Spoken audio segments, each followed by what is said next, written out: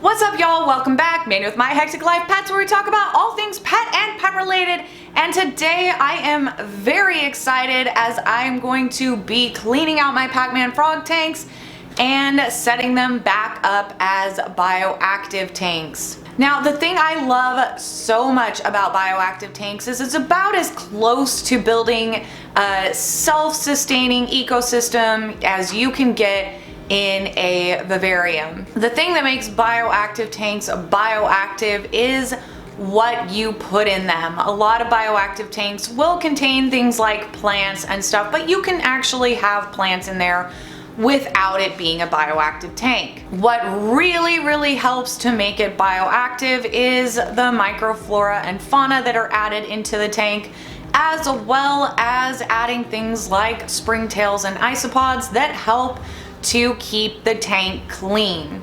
These tiny creatures will help to break down waste and things like that to keep the tank clean and maintained. Now, that doesn't necessarily mean that you won't have to still clean the glass every now and then, because I don't know about y'all, but I know with my crested gecko, his favorite place to go to the bathroom is right on the front glass of the tank. Isn't that nice? But I gotta say, with the Pacman frogs, I almost have to do pretty much nothing. They don't climb on the glass. They just stay in the substrate. So it's like almost no work once the tank is set up. All I have to do is make sure that I'm still misting down their tanks and feeding them on their feeding schedule, which I keep track of on my calendar. So there are a couple of things that I am missing right now. I am still missing my leaf litter, and I realized I should have gotten 2 orders of my isopods because I'm trying to culture one, but that's going to take a few months. So I really need to order some more isopods to get them started in the tanks while I'm waiting for my culture to start growing in numbers. My leaf litter is actually on its way. I did get a message today that it is being shipped from Josh's Frogs, so yay, it should be here in a few days to add the leaf litter to the tanks. So let's go ahead and get these tanks cleaned up and set up. Okay, so first things first, I'm gonna go ahead and open up this and pull out their water bowls and get these guys put in totes. Normally I would wear gloves for this, but I can't find them. You never really want to touch your frogs too much. Got them safely in totes. Okay, so now that we've got them safely removed from their tanks, I'm gonna go ahead and take my shop vac and get these vacuumed out real quick. If you have multiple tanks, I cannot recommend enough. It's so much easier if you have a shop vac to clean out your tanks.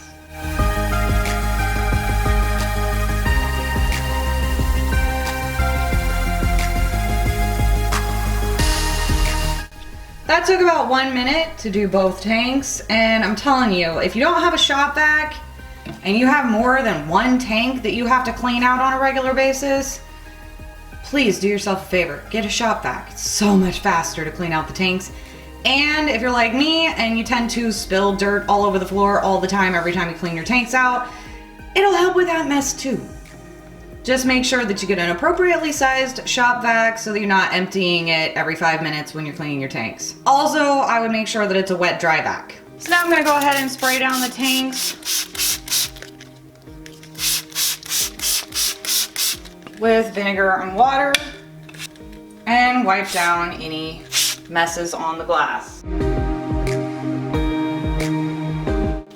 I'm gonna go ahead and open up my bag of the bio bedding, and I'm gonna go ahead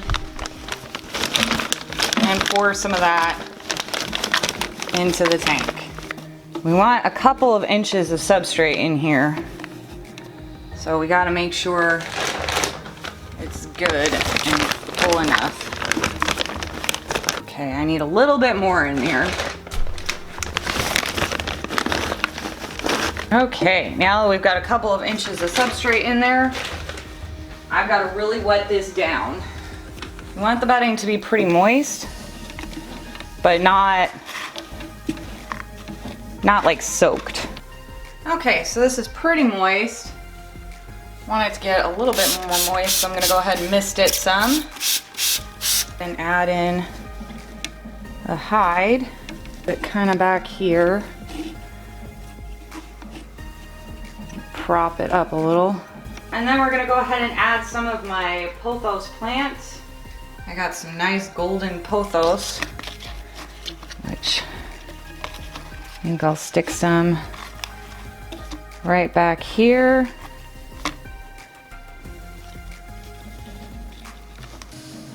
Get some more going that way, so that way some will be growing this way and some will be growing this way. Mist it down again, because why not? And I actually was able to find some leaf litter, which I'm very happy about. So I'm gonna go ahead, get some of that going in there.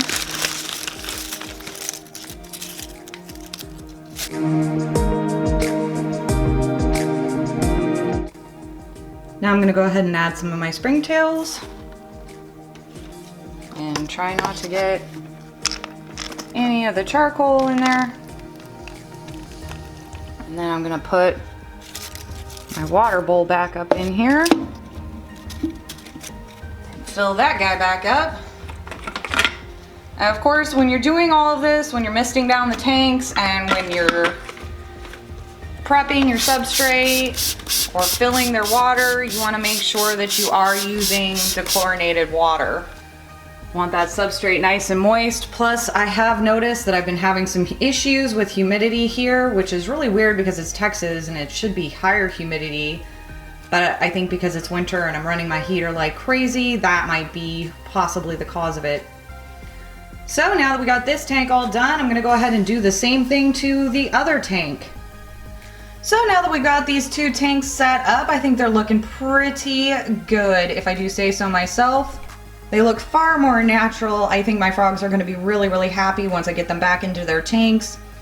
I think they're really gonna love it. They're gonna feel safer, they're gonna feel more secure, and it's gonna be far more natural, and I can go back to not bothering them so much with having to pull them out of the tanks, clean out the substrate. I really don't like sterile tanks very much. I just really don't. There's so much more work, and there are a lot of stress on the animals, especially if you have pets that don't like being handled or that should preferably never be handled, which is the case with Pacman frogs. Like, you don't want to handle them very often. If the less that you handle them, the better it is for them, the less stressed out that they'll be. I have noticed that Moltar, my female Pacman frog, hasn't been eating as well since going and switching back to sterile tanks. So I'm hoping now that she's gonna be back in a bioactive tank and that I won't be messing with her as much, that she'll be far less stressed out, and that she will go back to eating the way she did when she was in her original bioactive tank. So I'm gonna go ahead and grab the frogs and put them back in their homes and see what they think. So Zorak was kind enough to pee on me as I was trying to put him back into his tank, but I think he looks pretty happy.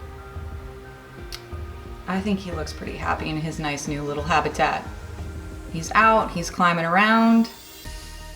That is one active Pacman frog right now. Moltar, however, doesn't seem to quite know what to make of it yet, but she hasn't immediately buried herself, so that's a start. I'm gonna call that a win, because in the sterile tank, she was not coming out, and when I had my bioactive tanks before, she almost never buried herself. She was typically out and about. Every now and then she would bury herself, but for the most part, she was not really burrowing as much. She was far more active and out in the tank, or sometimes in her little hidey hole, but for the most part, I was able to find her very easily without digging to be able to feed her. So all in all, I think these turned out great. I'm really excited to set up my crested geckos tank tomorrow, which I will be adding a whole lot of plants. Hopefully this time around I got hardy enough plants that he won't completely trample all of them, but we'll find out. And I think with these tanks, once that pothos really grows in, these are gonna look really, really nice. It'll be far more like they're living in the actual forest for them. And once I get some more isopods in, then I will be adding them into the tanks, which will give me a more well-rounded cleanup crew. So I really like the way that my tanks turned out. I'm very happy. I'm so excited. I'm not going to be having to clean these tanks out anymore. I'm not going to be spending nearly as much time maintaining these tanks as I was, which is fantastic because I got really spoiled when they were bioactive before, because I really, like I said, with bioactive tanks, you really don't have to do that much maintenance with them other than spraying the tank to make sure that your humidity levels are right and keeping an eye on the temperature, of course, along with wiping down the glass every now and then if it gets dirty. It's just such a better system. So anyway guys, that's all I really have for y'all today. As always, thank you so much for watching. I love you guys, and I will see you in my next video.